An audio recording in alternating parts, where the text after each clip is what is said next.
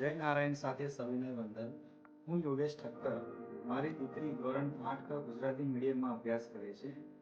મારી હૃદયપૂર્વક શુભેચ્છા પાઠવું છું નારાયણ વિદ્યાવિહાર શાળા, તેના સંચાલક, શિક્ષક અને શાળા સાથે જોડાયેલા તમામ સભ્યોને, જેઓએ આ શાળાને આટલું ગૌરવવંત સ્થાન આપ્યું. જ્યાં શાળા 14 ફેબ્રુઆરી 2025ના દિવસે 26 વર્ષ પૂરા કરી 27 વર્ષમાં પ્રવેશ કરશે. નારાયણ વિદ્યાવિહારનું પ્રાંગણ બાળકોને તેમના કૌશલ્ય, વિચારશક્તિ અને કલ્પના શક્તિ એક નવી ઊંચાઈએ પહોંચાડી બાળકોને ભારતની જવાબદાર નાગરિક બનાવવાની તક પૂરી પાડે. આ શાળા બાળકોને ઉત્તમ કક્ષાનું શિક્ષણ પૂરું પાડે છે અને તેની સાથે સાથે બાળકના સર્વાંગી વિકાસ માટે વિવિધ પ્રકારની પ્રવૃત્તિઓમાં પણ બાળકોને જોડે છે.